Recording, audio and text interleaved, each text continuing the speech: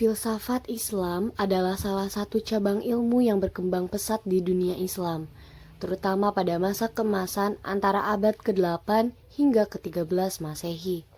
Pada masa itu, dunia Islam mengalami kemajuan yang besar dalam bidang-bidang seperti matematika, astronomi, kedokteran, sastra, seni, dan arsitektur. Para filsuf Islam tidak hanya menguasai ilmu-ilmu tersebut, tetapi juga berusaha untuk menyelaraskan ilmu-ilmu tersebut dengan ajaran Islam. Mereka juga berdialog dengan para filsuf dari berbagai tradisi dan agama lainnya seperti Yunani, Persia, India, dan Yahudi. Salah satu tokoh filsafat Islam yang sangat berpengaruh adalah Al-Kindi. Ia dijuluki sebagai Bapak Filsafat Arab karena ia adalah filsuf Islam pertama yang menggunakan metode filsafat Yunani dalam berpikir dan menulis. Ia juga seorang polymath, yaitu seseorang yang menguasai berbagai bidang ilmu pengetahuan. Ia menulis ratusan risalah tentang berbagai topik, mulai dari metafisika, etika, logika, psikologi, farmakologi, optik, dan astrologi. Siapa dia dan apa saja karya-karyanya? Bagaimana ia memadukan filsafat Yunani dengan ajaran Islam? Apa saja pemikiran-pemikirannya tentang filsafat? Bagaimana ia dikritik dan didukung oleh orang-orang di zamannya? Mari kita simak bersama di video ini. Early Life Al-Kindi. Al-Kindi lahir pada awal abad ke-9 Masehi di Kufa, sebuah kota yang terletak di tepi sungai Efrat di Irak. Ia berasal dari keluarga bangsawan suku Kindah, salah satu suku Arab besar yang memiliki sejarah panjang dan kaya. Suku Kindah berasal dari Jazirah Arab Selatan dan pernah mendirikan kerajaan yang meliputi wilayah Yaman, Hijaz, dan Bahrain. Salah satu leluhur Al-Kindi adalah Al-As'ad bin Qais, seorang panglima perang yang hidup pada zaman Nabi Muhammad SAW. Al-Kindi mendapatkan pendidikan yang baik sejak kecil, berkat latar belakang keluarganya yang terpandang.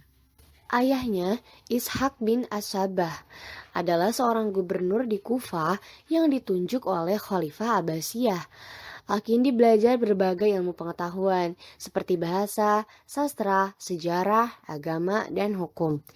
Ia juga belajar mengenai budaya dan tradisi Arab, serta menguasai seni-seni seperti puisi, kaligrafi, dan juga musik.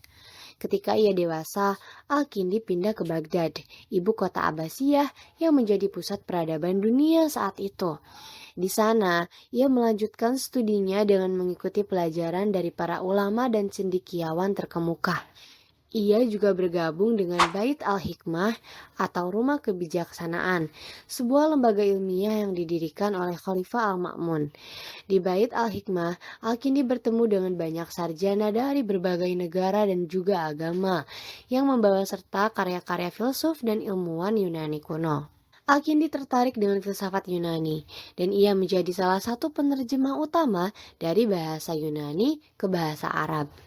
Ia juga mempelajari dan mengembangkan pemikiran-pemikiran filsuf Yunani, terutama Aristoteles dan Plotinus.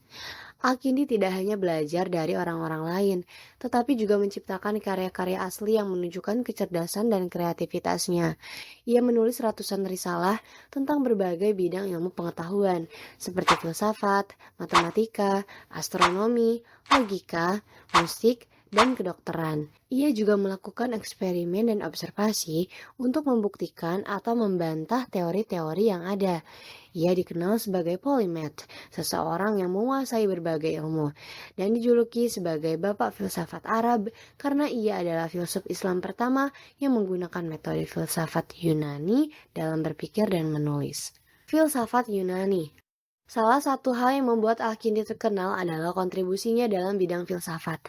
Ia adalah filsuf Islam pertama yang menggunakan metode filsafat Yunani dalam berpikir dan menulis. Ia juga seorang penerjemah yang berjasa dalam memperkenalkan karya-karya filsuf Yunani ke dunia Islam. Filsafat Yunani adalah tradisi berpikir rasional yang berkembang di Yunani kuno. Filsuf-filsuf Yunani terkenal antara lain adalah Socrates, Plato, Aristoteles, dan Plotinus. Mereka membahas berbagai topik tentang hakikat segala sesuatu, seperti Tuhan, alam semesta, manusia, pengetahuan, etika, dan politik.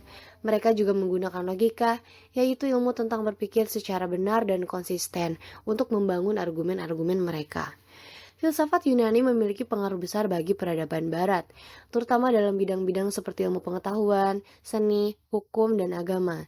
Namun, filsafat Yunani juga menyebar ke timur. Pada abad ke-8 dan ke-9 Masehi, banyak karya-karya filsuf Yunani yang diterjemahkan ke dalam bahasa Arab oleh para sarjana Muslim, Kristen, dan Yahudi. Al-Kindi adalah salah satu sarjana Muslim yang terlibat dalam gerakan penerjemahan ini. Ia juga memiliki akses ke perpustakaan-perpustakaan besar di Baghdad dan Haran yang menyimpan banyak naskah-naskah Yunani. Ia menerjemahkan atau menyunting beberapa karya penting dari Aristoteles dan Plotinus seperti metafisika, fisika, etika Nikomachean, Ened, or 9 buku, dan teologi Aristoteles. Al-Kindi tidak hanya menerjemahkan karya-karya filsuf Yunani, tetapi juga mempelajari dan mengembangkan pemikiran-pemikiran mereka. Ia menganggap bahwa filsafat Yunani adalah ilmu yang bermanfaat untuk memperoleh pengetahuan yang benar dan mendalam tentang Tuhan dan alam semesta. Ia juga menganggap bahwa filsafat Yunani tidak bertentangan dengan wahyu ilahi yang diterima oleh Nabi Muhammad SAW, karena keduanya berasal dari sumber yang sama, yaitu Tuhan yang Maha Esa. Namun, Al-Kindi juga kritis terhadap beberapa aspek dari filsafat Yunani yang tidak sesuai dengan ajaran Islam. Misalnya, ia menolak pandangan Plato bahwa alam semesta bersifat abadi atau tanpa awal. Ia juga menolak pandangan Plotinus bahwa Tuhan adalah satu dengan alam semesta atau jiwa dunia. Ia juga menyesuaikan beberapa konsep dari filsafat Yunani dengan konsep dari teologi Islam. Misalnya, ia menginterpretasikan konsep Aristoteles tentang sebab pertama atau motor tak bergerak sebagai konsep tentang Tuhan yang Maha Kuasa dan Maha Bijaksana. Dengan demikian, Al-Kindi menjadi perintis dalam memadukan filsafat Yunani dengan ajaran Islam. Ia membuka jalan bagi para filsuf Islam selanjutnya untuk mengembangkan tradisi berpikir rasional dan agamis dalam mencari kebenaran dan kebijaksanaan. Pemikiran-pemikiran tentang filsafat. Beberapa topik yang dibahas oleh Al-Kindi dalam karya-karya filsafatnya adalah sebagai berikut. Metafisika. Metafisika adalah cabang filsafat yang membahas tentang hakikat atau asal-usul segala sesuatu. Al-Kindi mengajukan konsep tentang satu dan banyak, yaitu bahwa segala sesuatu yang ada di alam semesta berasal dari satu sumber, yaitu Tuhan yang Maha Esa. Tuhan adalah satu-satunya zat yang mutlak, sempurna, abadi, dan tidak bergantung pada sesuatu yang lain. Sedangkan makhluk-makhluk lain adalah zat-zat yang relatif, tidak sempurna, fana, dan bergantung pada Tuhan. Al-Kindi juga mengajukan konsep tentang sebab akibat, yaitu bahwa segala sesuatu yang ada di alam semesta memiliki sebab yang menjelaskan mengapa ia ada. Tuhan adalah sebab pertama dan utama dari segala sesuatu. Sedangkan makhluk-makhluk lain adalah akibat-akibat dari sebab-sebab lain yang ditentukan oleh Tuhan. Al-Kindi menolak pandangan bahwa alam semesta bersifat abadi atau tanpa awal, karena hal itu bertentangan dengan konsep sebab dan akibat. Ia juga menolak pandangan bahwa alam semesta diciptakan secara kebetulan atau tanpa tujuan, karena hal itu bertentangan dengan kebijaksanaan dan kehendak Tuhan. Jiwa dan kehidupan setelah mati. Jiwa adalah cabang filsafat yang membahas tentang hakikat atau esensi manusia. Al-Kindi mengajukan konsep tentang jiwa rasional, yaitu bahwa manusia memiliki jiwa yang berbeda dari hewan atau tumbuhan. Jiwa rasional adalah jiwa yang mampu berpikir, memahami, dan membedakan antara baik dan buruk. Jiwa rasional juga tidak terikat oleh materi atau ruang dan waktu, sehingga ia dapat bertahan setelah kematian tubuh. Al-Kindi juga mengajukan konsep tentang kehidupan setelah mati, yaitu bahwa manusia akan menghadapi pertanggungjawaban atas perbuatan mereka di dunia ini. Manusia yang beriman dan beramal soleh akan mendapatkan pahala dan kebahagiaan abadi di surga. Sedangkan manusia yang kafir dan berbuat jahat akan mendapatkan siksaan dan kesengsaraan abadi di neraka. Al-Kindi menekankan pentingnya akal budi dalam menentukan nasib manusia di akhirat, karena akal budi adalah alat untuk mengenal Tuhan dan mengikuti syariatnya. Hubungan antara relevansi dan filsafat. Relevansi adalah cabang filsafat yang membahas tentang keterkaitan atau keterhubungan antara sesuatu dengan sesuatu yang lain.